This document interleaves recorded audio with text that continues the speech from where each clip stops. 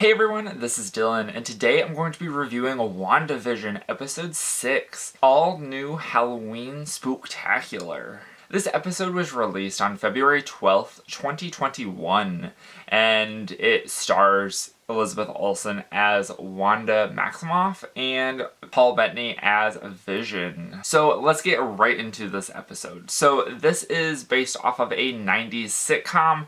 I am not sure what sitcom it is. I rewatched the intro, and the only thing that I could think of was Lizzie McGuire, and I watched the Lizzie McGuire intro, and that was not it. So I have no idea, but it is definitely from the 90s. Like the title of the episode implies, this takes place on Halloween, and so we get a lot of really fun stuff. We have Billy and Tommy who are doing fourth wall breaks, and they're basically talking to the camera about what's going on today and that it's Halloween and that they're gonna go trick-or-treating and stuff. And then we have Wanda, who comes down in her comic costume. It's her costume in the comics, but it's like a store-bought version of that.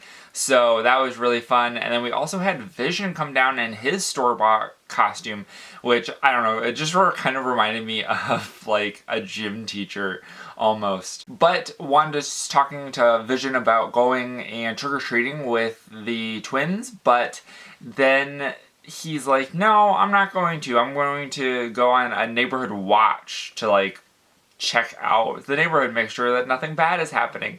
But what really ends up happening is he's investigating because he's starting to suspect some things are off. So he wants to do a little investigating on his own to kind of figure out what is going on in this town. And we also have Pietro. Pietro's still there, and we get a lot more of him in this episode. So he is spending a lot of time with the twins and having a lot of fun. We also go out to the outside world. We find Monica and Darcy and Jimmy, and they're very upset with the guy Hayward, who is in charge of the sword operation, and they were very upset that they sent in the missile in the last episode, which attempted to harm Wanda, and that resulted in Wanda coming out and throwing the missile back.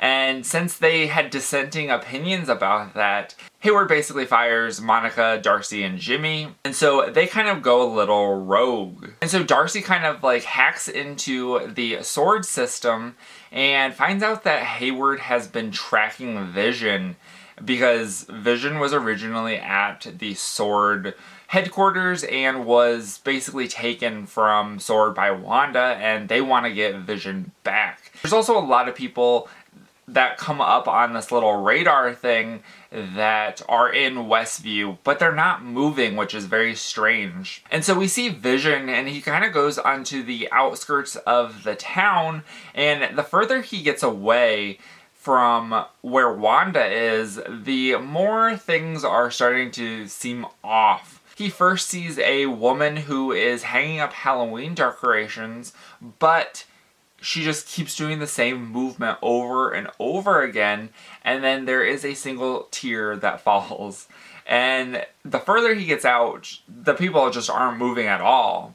And he decides he's going to walk all the way out into the edge of town, and he tries to break through the barrier. And this is really pretty rough because he is starting to go out, and basically he starts coming apart. Like, there are pieces of him that are falling off and going back into Westview. Going back to Billy and Tommy, we find out that they have their powers. So Tommy develops his powers first, and he has the same powers as Pietro. And then we also have Billy, who develops his powers, and he has the powers of Wanda.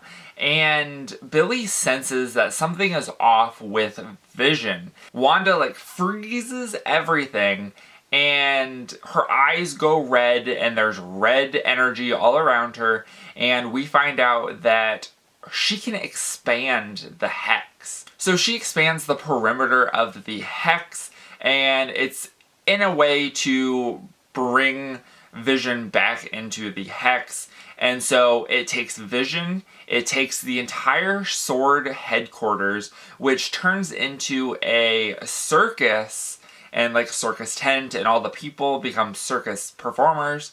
And it also takes in Darcy, which she was trying to help Vision, and she was arrested, basically. She was put in handcuffs, and everyone left without her, so she was unable to leave the area, and she gets put into the hex. And then that's where the episode stops.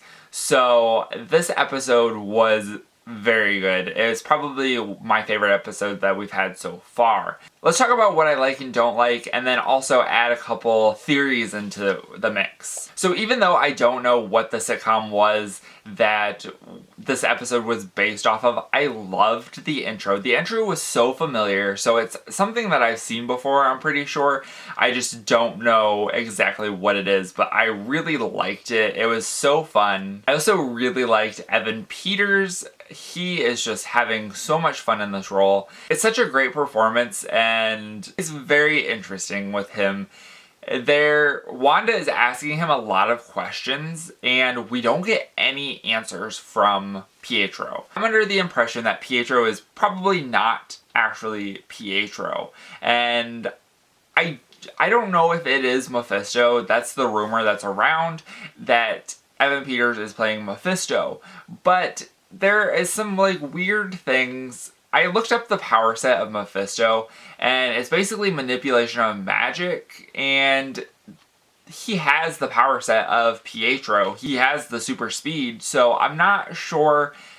There was nowhere in this Mephisto description that I read that said that he could imitate other power sets or anything like that, so I'm not 100% sure who Pietro is, but if I had to guess, it's not actually Pietro. Another very interesting thing around Pietro is that he at one point calls Billy and Tommy demon spawn, which is very significant. So in the comics, Wanda inadvertently takes demon shards, which have been used to make Billy and Tommy, because we know that she can't create life, she can't bring things back to life, so they have to come from somewhere. And so in the comics, that's inadvertently she takes these things and makes them into Billy and Tommy, and so that's very significant that it's mentioned that they are demon spawn. So there is something very interesting about this episode, and I'm not sure what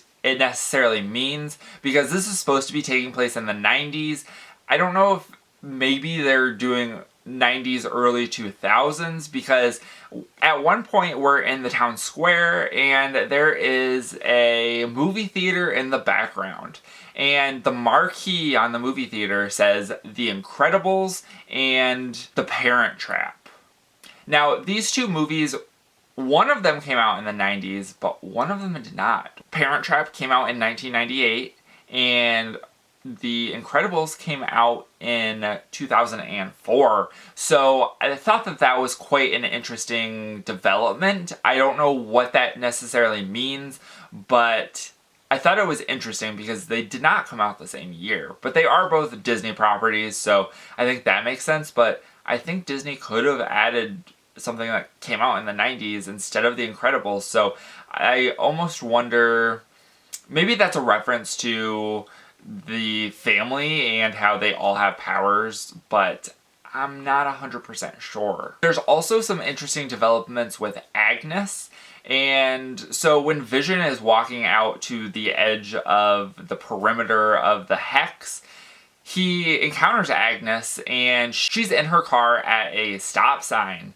And she's not moving because she's closer to the edge of the hex, and maybe Wanda has to focus her powers like around the area that she is. And so she's not moving. She's like trying to find the town square, and Vision comes up and is like, "What are you doing, Agnes?" And she's like, "I'm just trying to get to the town square. I made a wrong turn." And he's like, "You don't know where the town square is in the town that you grew up in?" And then he decides that he's going to break her from the Wanda reality. And he breaks her, and She basically acts just like every other character that we've seen that Vision has broken from the reality. And then she's like, am I dead? And he's like, why would you be dead? And she says, because you're dead. Which is very interesting. There's a lot of theories out there that Agnes is actually based off of, and that she had something to do with Wanda being in this reality. But this interaction with Vision was really odd, and I'm not sure how to take it. I mean, it could just be a diversion trying to make something there that actually isn't there, so I definitely will keep that in mind, but I'm not sure quite what it means yet. Another piece of information that makes me think that Pietro is not actually who Pietro says he is he mentions at one point, your dead husband. How would Pietro know that Vision is dead when Pietro died before the events of Avengers, Infinity War, and Endgame? So that is pretty telling that it's probably not Pietro. But that is it for this video. I hope you guys enjoyed. Let me know in the comments down below what you thought of this episode of WandaVision, whether you liked it, you didn't like it, and if you have any theories of what you think is coming next. But thank you guys for watching. Remember, if you're not already subscribed and you'd like to be, please hit that subscribe button down below and give this video a like if you liked it. Thank you guys for watching and have a great day. Bye.